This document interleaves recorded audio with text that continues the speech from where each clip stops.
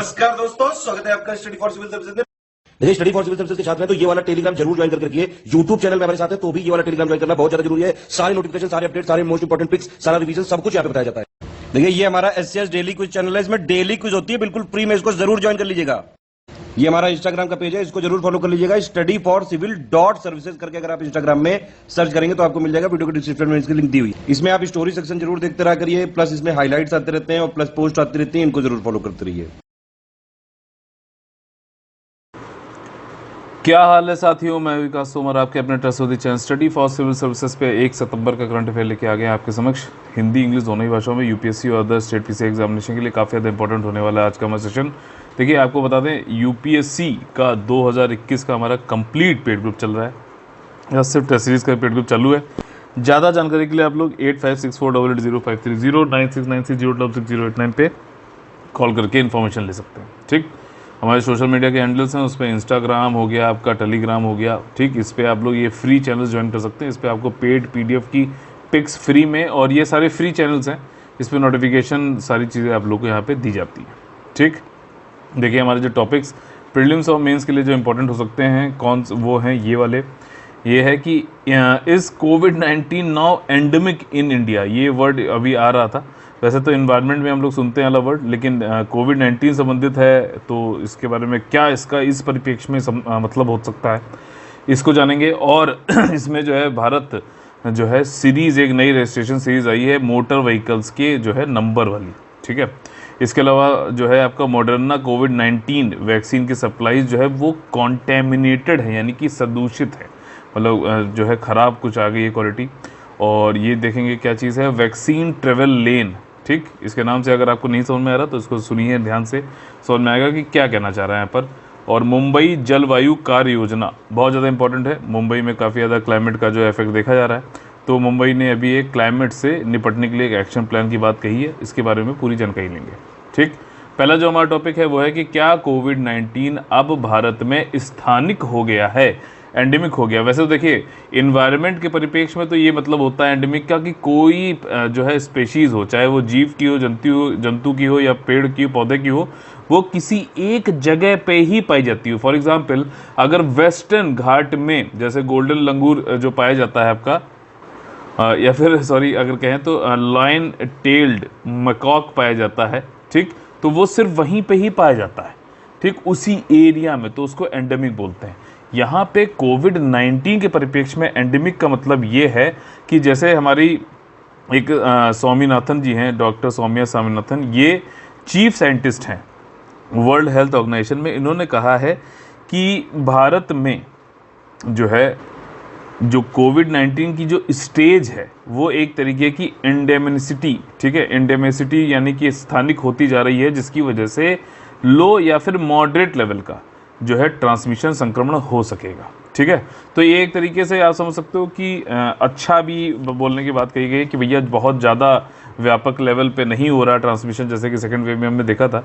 तो third wave में अगर आ रहा है, और स्वामीनाथन जी जो चीफ साइंटिस्ट हैं, मतलब कोई ऐसे वैसे नहीं, चीफ साइंटिस्ट हैं वर्ल्ड हेल्थ ऑर्गेनाइजेशन में, उन्होंने ये बात कही है। ठीक, अब अभी भी गुत्थी ये है कि भैया एंडेमिक का मतलब क्या है इस वाले कोविड-19 के संदर्भ में। देखिए, स्थानिकता होती क्या है यहाँ पे। एंडेमिक का मतलब ये है कि कोई मान लीजिए कोई डिजीज़ है, जैसे कि स्मॉल पॉक्स होती थी पहले, जो उसको हम लोगों ने ख़त्म कर दिया, पोलियो है, तो ये सिर्फ ह्यूमन में ये वायरस पाया जाता है। ठीक, ह्यूमन में वायरस पाया जाता है, तो इसको हम ख़त्म कर सकते हैं पूरी तरीके से। लेकिन अगर कोई वायरस है और उस वायरस का रिजर्वॉयर, ठीक है ना, वो कहाँ पे पाया जाता है, जीव जंतुओं में पाया जाता है, एनिमल्स में पाया जाता है, तो उसको हम पूरी तरीके से ख़त्म नहीं कर सकते। क्यों? क्या होता है कि जब हम लोग का जो भी प्रतिरोधक क्षमता है, इम्यूनिटी है, या फिर हम लोग उससे लड़ते हैं, रहते हैं, तो वो चुपचाप बैठा रहता है, एनिमल में ज़्यादा संक्रमित नहीं हो पाता है। लेकिन जैसे ही हमारी प्रतिरोधक क्षमता या फिर इम्यूनिटी लेवल कम होता है, तो वो फिर से एनिमल से जो है निकलकर ह्यूमंस में फिर से फैल जाता है। तो ये वाली चीज़ जो होती है उसको एंडेमिक बोला जाता है, मतलब वो जो है हर समय मौजूद रहेगा। तो यहाँ पे कोविड-19 से मतलब ये है, संबंधित है कि भैया ये, क्योंकि भैया वायरस जो है ये एनिमल ही इसका रिजर्वायर है, वहीं से वापस पलट के आता है हमारे अंदर, तो ये रहेगा हमारे साथ। और इसकी वजह से हो सकता है कि हम इसको जो है हमारी इम्यूनिटी बढ़ चुकी है वैक्सीनेशन की वजह से, काफ़ी ज़्यादा जो है बाकी हमारा खान पान और जो है मेडिसिन की वजह से इम्यूनिटी बढ़ सकती है। लेकिन जैसे ही हम लोग कमज़ोर पड़ेंगे तो ये जो है पलट के वापस आ जाएगा, हमारे साथ रहेगा, ये एनिमल्स के द्वारा फिर से वापस आ जाएगा। और इसलिए हो सकता है कि हम लोग को बूस्टर शॉट लेने पड़ जाएं, जैसे कि यूएसए में जो है उन्होंने कह दिया बूस्टर शॉट लेना है आपका मॉडर्ना और फाइज़र की वैक्सीन्स का, ठीक वैसे हो सकता है कि हमें भी बूस्टर शॉट लेना पड़े। और ये भी कहा गया है जैसे कि इन्फ्लुएंजा होता है उसमें क्या होता है हर साल कुछ एक मतलब डोज लेनी पड़ती है वैक्सीनेशन की, वैसे भी हमको लेना पड़ सकता है। तो ये सारा जो है मामला यहाँ पर बताया गया है। एंडीमिसिटी यानी स्थानिकता से क्या मतलब है आपका कोविड-19 के संदर्भ में, समझ में आई बात पूरी। तो ये चीज़ है, कोरोना वायरस के केस में जो है आपका सर्कुलेट होता रहता है, एनिमल इसके अंतर्गत रहता है, ये बैट हो गया, सिविड और कैमल और कई सारी चीज़ें हैं। तो अगर हम पीपल को वैक्सीनेट कर लेते तो ठीक है, लेकिन फिर भी ये है पलट के आएगा, ठीक। और कोविड-19 ये SARS-CoV-2 लाइकली कब ये एंडेमिक हो जाएगा, जब that will depend on how fast it spreads, ठीक है ना, एंड म्यूटेट, मतलब कितनी तेज़ी से ये अपने आप को बदल रहा है या फिर जो है फैल रहा है, ये इस पर डिपेंड करेगा कि एंडेमिक जो है कब हो सकता है। देयर आर मैनी वेरिएबल, जो कई सारे वेरिएबल हैं उनको हमें देखना पड़ता है इसमें, ठीक। कोई क्लियर आंसर नहीं है कि कब होगा एंडेमिक, बट जैसे ही हमारी वैक्सीनेशन घटेगी, हमारी म्यूटेशन जो हमारी जो इम्यूनिटी लेवल है वो घटेगा, तो बिल्कुल एंडेमिक ये हो सकता है और ये फिर से पलट के एनिमल से हमारी तरफ बढ़ सकता है, ठीक। ICMR ने भी एक सीरोलॉजिकल सर्वे किया था, अभी 70 डिस्ट्रिक्ट लिए गए थे इसमें 718 डिस्ट्रिक्ट में से, तो उसमें ये बताया गया है कि भैया 2/3 जो पॉपुलेशन है भारत की उनके अंदर एंटीबॉडीज़ हैं, ठीक। तो हमारे अंदर अगर एंटीबॉडी है तो हम इस वायरस से बिल्कुल लड़ सकते हैं, बिल्कुल कोई दिक्कत नहीं है। अगर नहीं लड़ सकते होते तो ये जल्दी से एंडेमिक हो जाता, मतलब और तेज़ी से जो है पलट के आता हमारे पास। एंटीबॉडी के कितने समय तक सक्रिय रहने की उम्मीद की जा सकती है, how long can the antibody be expected to last. अगर इसकी बात कही जाए तो जैसे जैसे इन्फेक्शन हमारा जो है ख़त्म होता है या फिर वैक्सीनेशन बढ़ता है तो उस हिसाब से हमारा इन्फेक्शन कम होता जाता है। और इम्यूनिटी लेवल क्या है इसके ऊपर भी डिपेंड करेगा कि जो है आपका कितना ये कब तक ये रह सकता है। बूस्टर डोज मान लीजिए आपने लगवा ली तो फिर से जो एंटीबॉडीज़ आपकी हो जाएंगी। वैक्सीनेशन करा लेने का मतलब ये नहीं कि ज़िंदगी भर के लिए आपका जो है हो गया, एंटीबॉडीज़ होना ज़रूरी है जो कि लड़ती हैं फाइनली वायरस से, वो अगर आपके अंदर ख़त्म हो रही हैं, ठीक, चाहे वो वैक्सीन ना लगवाने के बाद, टाइम निकलने के बाद, ठीक, तो आपको जो है वैक्सीनेशन या फिर डोजेस लगवाने पड़ेंगे ताकि आपकी एंटीबॉडीज़ जो है लास्ट रहें, ज़्यादातर आपके अंदर रहें, लड़ने की क्षमता रहे आपके अंदर। क्या वैक्सीन की अतिरिक्त खुराक इसमें मदद कर सकती है? बिल्कुल कर सकती है, जैसे कि हमें बूस्टर शॉट की बात मैंने आपको बताई, बिल्कुल इसमें कर सकती है। और हो सकता है हमें इन्फ्लुएंजा के तरीके से जो है 3rd शॉट के बाद भी लगातार रेगुलर बूस्टर शॉट लेने पड़ जाएं, ठीक। तो ये सारी चीज़ें जो है, अब अगर एंडेमिकता मतलब ये जो स्थानिकता या फिर एंडेमिसिटी से संबंधित कोई क्वेश्चन आता है तो उसको आप लोग कर लोगे कि नहीं कर लोगे बताइएगा, ठीक। भारत में जो है एक नया मोटर व्हीकल एक्ट में आपका मिनिस्ट्री ऑफ रोड ट्रांसपोर्ट ने मोटर व्हीकल एक्ट में कुछ जो है नए रजिस्ट्रेशन चालू किए हैं नए व्हीकल्स के लिए, ठीक। वो क्या है, भारत सीरीज़, ठीक है ना। ये BS6 से संबंधित नहीं है, भारत स्टेज 6 वाला उससे संबंधित नहीं है, ध्यान रखना, कई लोग कंफ्यूज हो रहे हैं इसमें। भारत सीरीज़ से संबंधित है। इसमें क्या होता है, मान लीजिए यूपी में कोई बंदा है, वो महाराष्ट्र चला गया, ठीक। तो क्या है कि उसको जो अपनी गाड़ी लेके गया, चाहे वो 2 व्हीलर हो चाहे 4 व्हीलर हो, तो उस गाड़ी के 12 महीने के बाद अगर वो महाराष्ट्र में रह रहा है तो उसको फिर से जो है नया रजिस्ट्रेशन कराना पड़ता है। ये जो हमारा मोटर व्हीकल एक्ट है उसके सेक्शन 47 में लिखा हुआ है। और उसको जो है एक तो फिर से एक नया रजिस्ट्रेशन कराना पड़ेगा, और जो रोड टैक्स वगैरह कुछ दिया गया है, क्योंकि उसने यूपी में पहली बार रजिस्ट्रेशन कराया था, तो उस समय क्या होता है जब हम पहली बार लेते हैं गाड़ी तो पूरे उसकी लाइफ लॉन्ग तक, यानी कि जो है 15 साल तक की जो है रोड टैक्स हम ले लेते हैं, ठीक। लेकिन यहाँ पे अब जो नया रजिस्ट्रेशन किया गया उसमें क्या BS सीरीज़ अगर होगा तो वहाँ पे आपको नया मतलब फिर से वो पैसा वापस लेने की जरूरत नहीं है, क्योंकि यहाँ पे आप रजिस्ट्रेशन करोगे महाराष्ट्र में तो पहले भी आपने गाड़ी का पैसा दिया था, आपको फिर से यहाँ पे देना पड़ेगा, और फिर बाद में आप रिफंड के लिए अप्लाई कर सकते हो, समझना मेरी बात, ठीक। लेकिन जो है उसमें काफ़ी ज़्यादा दिक्कतें होती थी, तो अब यहाँ पे ऑनलाइन सब कुछ हो गया है, और BS से आप ये ले लो तो आपको ये फिर से जो महाराष्ट्र में अगर आप 12 महीने के बाद करा रहे हो रजिस्ट्रेशन तो आपको वो देने की ज़रूरत नहीं है। यही सारी चीज़ें इसमें यहाँ पर बताई गई हैं, ठीक। तो इसमें देखिए वही सारी चीज़ें हैं कि आप यूपी से आप गए महाराष्ट्र, आपको नया रजिस्ट्रेशन कराना है, एनओसी लेनी पड़ती है यूपी से, ठीक। और फिर उसके बाद जो है आपको रोड टैक्स और ये सब देना पड़ता है। फिर से ये सारी चीज़ों से निपटने के लिए रोड आपका जो रेड टेपिज्म होता है, मतलब कि कई सारा करप्शन होता है, फिर से एनओसी निकलवाने के लिए भैया जल्दी करवा दे, ले ले 150 ऊपर ले ले, ये वाली चीज़ें जो होती हैं इनको यहाँ पे ख़त्म करने की कोशिश करी गई है। भारत सीरीज़ का आप रजिस्ट्रेशन करा लो, ठीक, ऑनलाइन करा लो, कोई दिक्कत नहीं हो। ज़्यादातर ये कौन सी जॉब इस जो है जिनको ये मिल सकता है भारत सीरीज़ वाला नंबर, वो है डिफेंस के लोग जिनका मतलब ट्रांसफ़र होता रहता है, रेलवे, गवर्नमेंट एम्प्लॉय, यहाँ तक कि प्राइवेट के एम्प्लॉय भी होंगे जिनकी कंपनी जो है कई सारी जो है स्टेट्स में जिनकी कंपनियों के ऑफिसेज हैं, तो उन लोग को भी जो है वो लोग भी बिल्कुल पात्र हैं, एलिजिबल हैं इस भारत सीरीज़ के नंबर का रजिस्ट्रेशन कराने के लिए। कैसे काम करता है भैया, एनओसी जो है पेरेंट स्टेट से आपको लेना पड़ता था और फिर जो है आप नए स्टेट में जाके कराते थे। सेक्शन 47 में लिखा हुआ है मोटर व्हीकल एक्ट 1988 में कि 12 महीने के बाद आपको फिर से रजिस्ट्रेशन कराना पड़ेगा और रिफंड आप रोड टैक्स का लेना। बट अब क्या है कि जो है रोड टैक्स अब जो है ये सारी चीज़ नहीं करानी है, बहुत कम्बरसम होता था, कई सारा जो है करप्शन इसमें होता था। आप सिंपल सा ऑनलाइन जाओ, बैठ के जो है आप इसको कर सकते हो, कोई भी इसमें आपको दिक्कत नहीं, बस आप पात्र होने चाहिए। जो मैंने ऊपर बताया कौन कौन सी जॉब्स हैं वो पहले बता दिया। और रूल नंबर 47 जो है सेंट्रल मोटर व्हीकल रूल है यहाँ पर, ठीक, एक्ट की बात नहीं हो रही है। उसने बोल दिया कि भारत आप रजिस्ट्रेशन मार्क आप लगा लो तो आपको कोई भी मतलब रिक्वायरमेंट नहीं होगी फिर से रजिस्टर कराने के लिए जब आप नए स्टेट में जाते हैं या फिर रीलोकेट होते हैं, ठीक। और यह सुविधा पाने के लिए कौन पात्र है, जैसे मैंने बताया कोई भी जो government PSU centre state eligible हो सकता है, प्राइवेट सेक्टर वाला भी हो सकता है, ठीक। और ये जो है एलिजिबल है to get the Bharat number on voluntary basis, ठीक। प्राइवेट वाले जो सेक्टर हैं उनके ऑफिसर्स कम से कम 4 स्टेट या यूनियन टेरिटरी से ज़्यादा में होना चाहिए, ठीक। ये सारी चीज़ें हैं। कर संबंधी मुद्दे क्या हैं, ठीक, तो व्हीकल रजिस्टर जो भी की जाएगी बीएस सिस्टम के अंतर्गत उसको रोड टैक्स जो है 2 साल के लिए लगाया जाएगा। बीएस मतलब आप अपनी बाइक लेके गए, आपने बीएस सिस्टम के अंतर्गत आप पात्र थे, आपने रजिस्ट्रेशन कराया, अब आपसे रोड टैक्स ऐसा नहीं 15 साल का एक साथ ले लिया जाएगा, 2 साल के लिए लिया जाएगा। फिर 2 साल के लिए लगातार लेते रहेंगे तो 7 बार लिया आपने रजिस्ट्रेशन कराया तो 14 साल हो गया। फिर उसके बाद क्या होगा कि 1 साल आपको कराना पड़ेगा, क्योंकि टोटल लाइफ तो 15 साल है ना, 1 साल लगाना पड़ेगा और जो फीस होगी वो आधी हो जाएगी, क्योंकि पहले 2 साल का एक साथ फीस दे रहे थे तो अब 1 साल का कर रहे हो तो आधी फीस हो जाएगी, ये यहाँ पर बताया गया है। और इसके अलावा बीएच नंबर कैसा दिखता है, तो बीएच नंबर जो है आपका होगा 21 बीएच, फिर ये 4 जो है आपके कुछ मतलब नंबर होंगे, ठीक, 4 नंबर्स होंगे, फिर उसके बाद ए मतलब ये कुछ न्यूमेरिक अल्फ़ाबेट होंगे 2, ठीक है ना।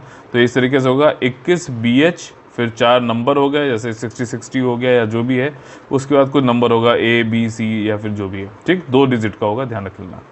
अगला जो हमारा टॉपिक है वो है कि भैया मॉडर्ना की जो कोविड-19 के वैक्सीन की सप्लाई की गई थी वो गंदी थी, कॉन्टेमिनेटेड थी, संदूषित थी।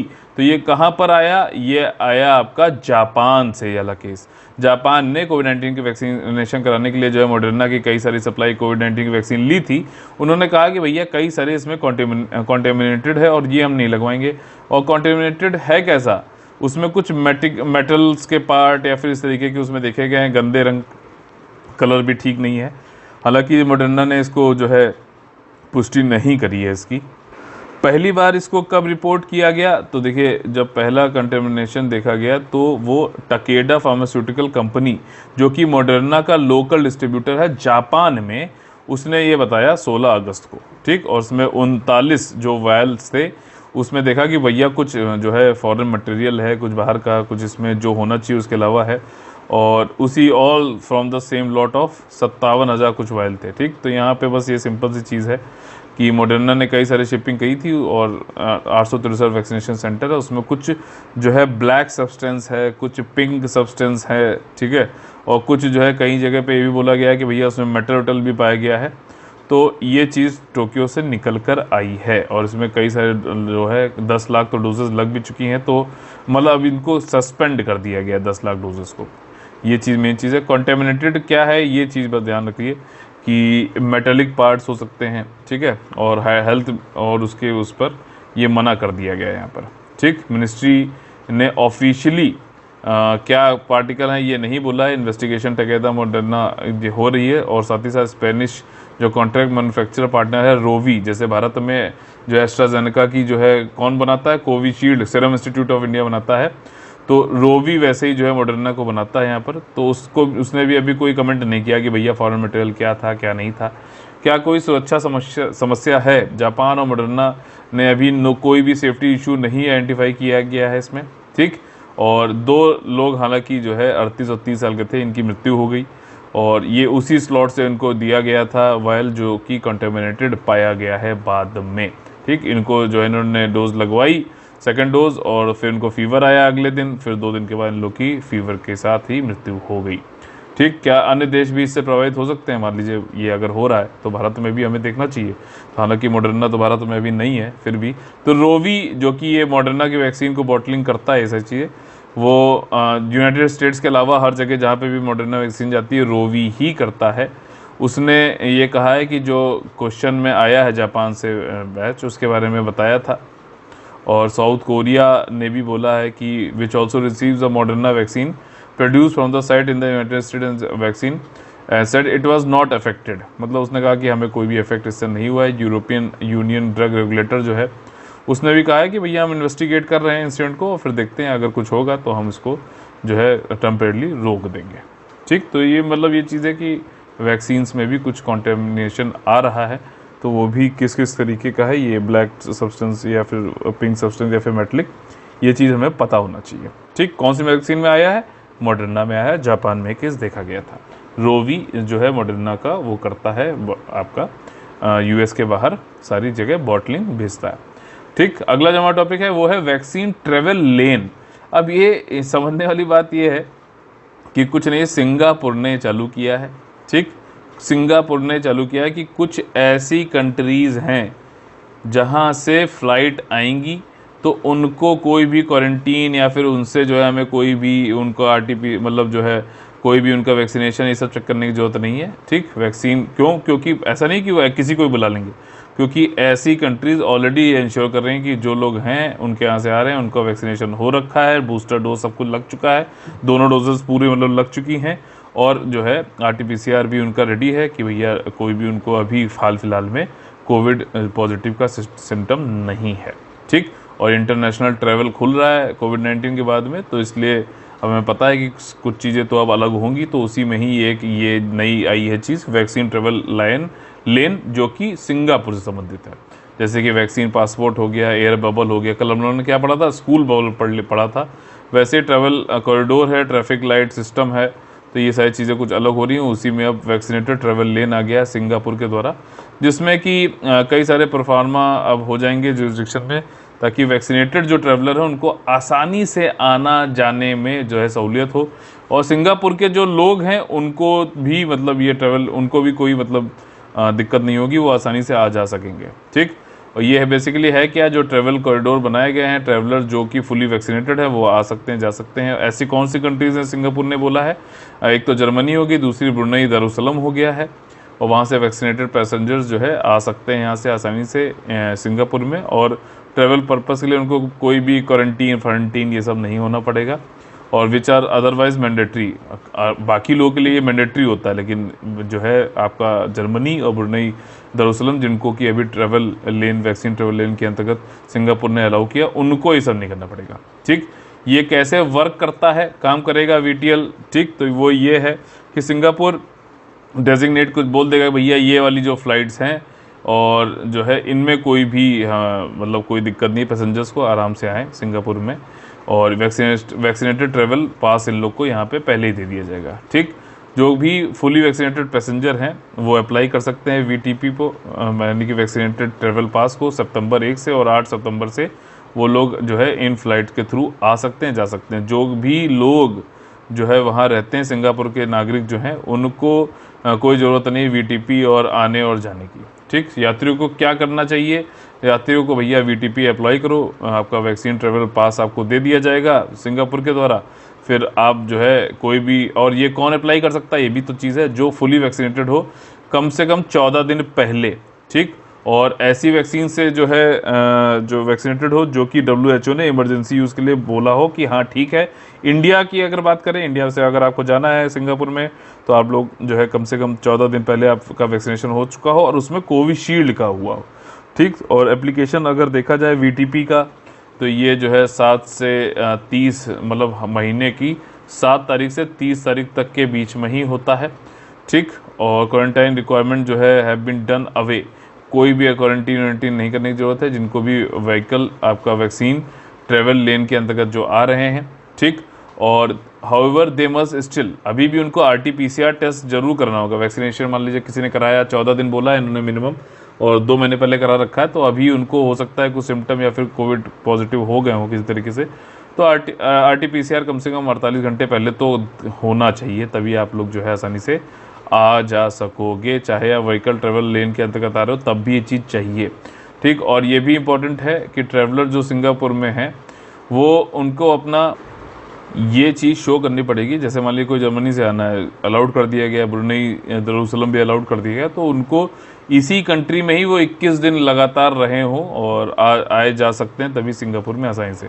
ऐसा नहीं कहीं और घूम घाम के आए फिर जो है आप आना चाह रहे हो तो आपको फिर से वो सारी चीज़ें जो होती हैं नॉर्मली वो करनी पड़ेंगी कोविड से निपटने के लिए, ठीक। अगला जो टॉपिक है हमारा है कि मुंबई क्लाइमेट एक्शन प्लान, ठीक। मुंबई क्लाइमेट एक्शन प्लान जो है, मुंबई जलवायु कार्य योजना जो है, इसको आप मसौदा तैयार कर रही है हमारी BMC, ठीक, बृहन मुंबई म्यूनिसिपल कॉरपोरेशन, और ताकि जो क्लाइमेट चेंज के जो चैलेंजेस हैं, चुनौतियां हैं, उनसे निपट सकें। ये है क्या, अभी देखा जाए तो भैया आप देखते हो बारिश बहुत हो जाती है, फ्लडिंग बहुत हो जाती है, सी लेवल बढ़ रहा है, राइज हो रही है, टेम्परेचर बढ़ रहा है वहाँ पे लोग मतलब मुंबई शहर में। तो इन सब से निपटने के लिए जो है एक्सट्रीम वेदर इवेंट जो है, इन सब से निपटने के लिए ये वाला जो है प्लान बनाया जा रहा है, एक्शन प्लान।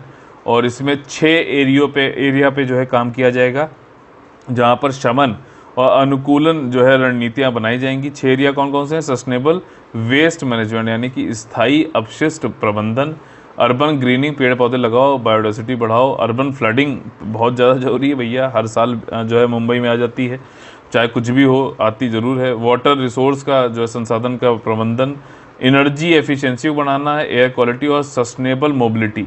सस्टेनेबल मोबिलिटी मतलब आप जैसे बस से जाते हो तो CNG होना चाहिए, क्लीन एनर्जी से जो है चलने वाली होनी चाहिए, ये चीज़ है। प्लान अभी तो ड्राफ्ट हो रहा है और वेबसाइट पे अभी जो है सिटीजन से भी मांगा गया है कि वे अपने सजेशन दें, और 20 सितंबर को एक्सेप्ट कर लिए जाएंगे एंट्रीज। और उसके बाद जो है ये माना जा रहा है कि नवंबर में जब COP 26 होने वाला है, ठीक, यूनाइटेड नेशन क्लाइमेट चेंज जो है framework convention framework on climate change जो है COP 26 होने वाला है, UK में होने वाला है ये, ठीक। बताइए कौन सी जगह है, और पहले कहाँ होने वाला था, वहाँ से शिफ्ट होकर अब UK में हो रहा है नवंबर में। उससे पहले ही याला मुंबई को अपना क्लाइमेट एक्शन प्लान लाने की एक्सपेक्टेशन की जा रही है, ठीक।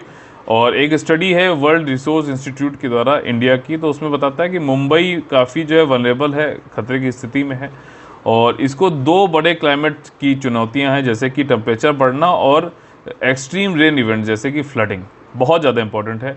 और इसमें ये देखा गया कांस्टेंट राइज हुआ है, टेम्परेचर बढ़ता ही जा रहा है, ठीक, और सब्सटेंशियल मतलब बहुत ज़्यादा इंक्रीज हुआ है इंटेंस रेनफॉल में, स्टॉर्म इवेंट में 5 सालों में पिछले, ठीक।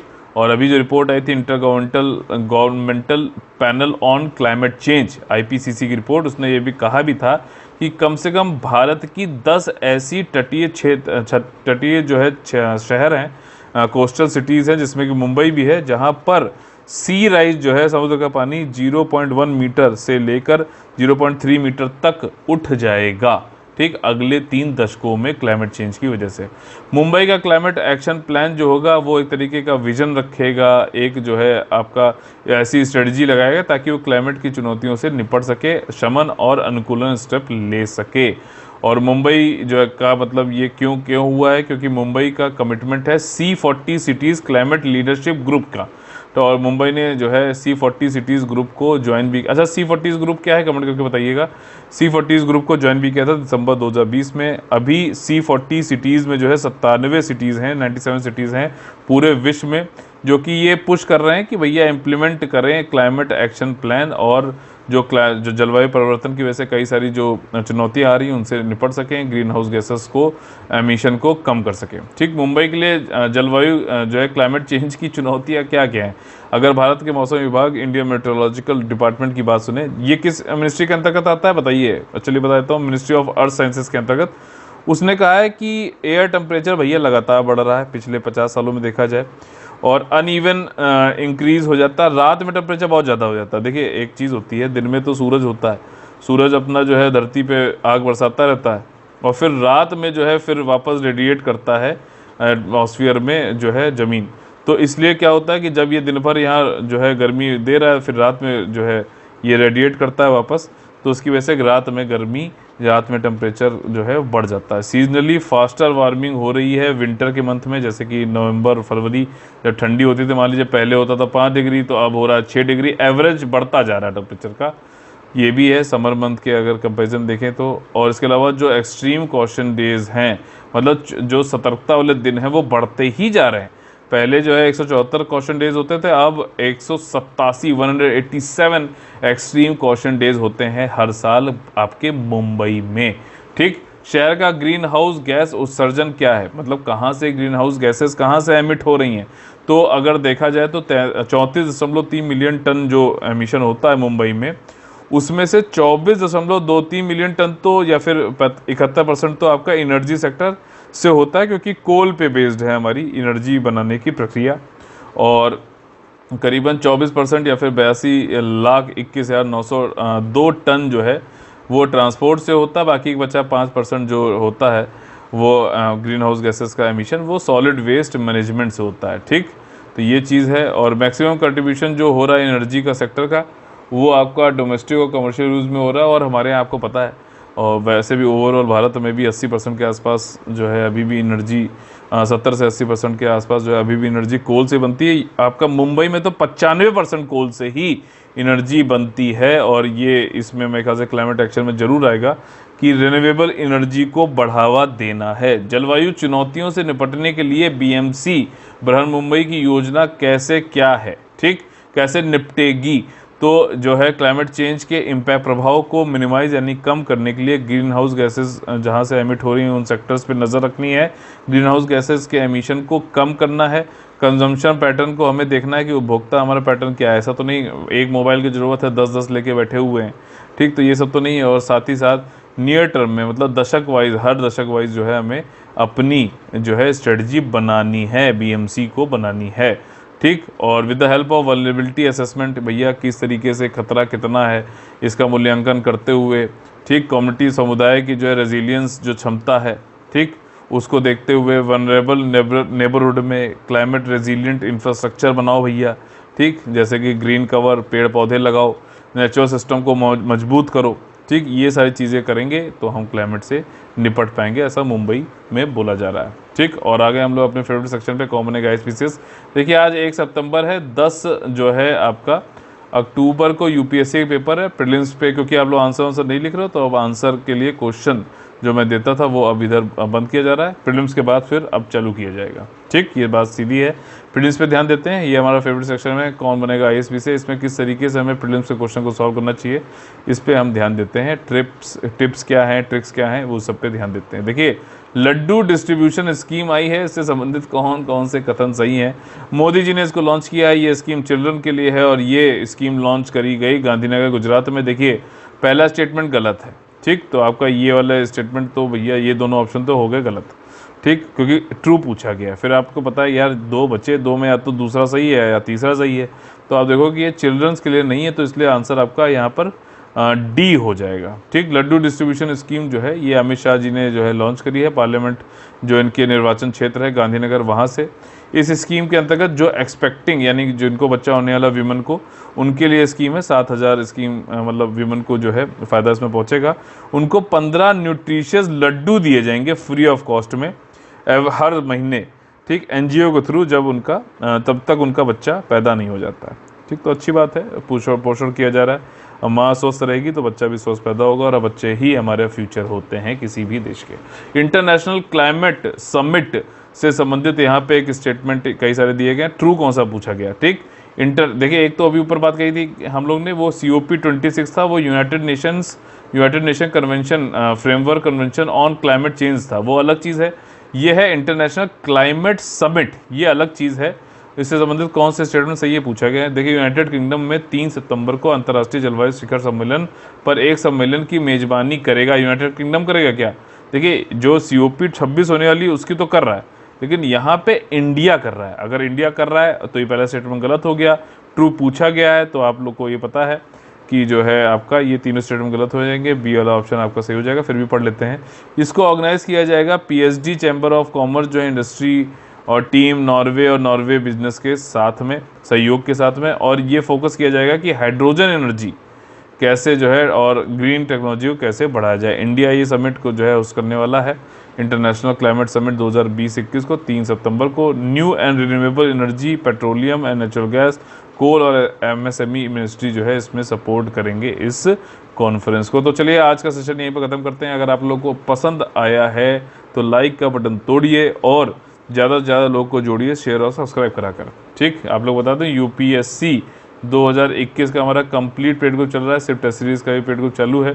आप लोग को ज़्यादा जानकारी के लिए आप लोग कॉल कर सकते हैं 8564880530 9696066089 पे। तो चलिए कल फिर से मुलाकात होगी सुबह 10 बजे। तब तक के लिए आप लोग से लेते हैं अलविदा। खूब पढ़ाई करिए, सुरक्षित रहिए, लगातार मैथ करते रहिए। EPFO के लिए ऑल द वेरी बेस्ट है। खूब मेहनत से हम लोग ने यहाँ पे तैयारी कराई है आपकी। रिवीजन पे सिर्फ ध्यान दीजिए, बिल्कुल भी मत डरिए, क्योंकि अब एग्जाम पास आ रहा है। जितना आप कम डरेंगे, जितना आप फोकस करोगे प्रोडक्टिव चीज़ों पे, उतना ज़्यादा टेंशन लेने की जरूरत नहीं है। बस रिवीजन करिए और जाके वहाँ पे पेपर दीजिए। ठीक, तो ये है, बहुत ज़्यादा कम क्वेश्चन नहीं करने, बहुत ज़्यादा क्वेश्चन नहीं करने, नेगेटिव मार्किंग है, इस पर ध्यान दीजिएगा। जय हिंद, जय Bharat, all the very best है। वंदे वंदे मातरम।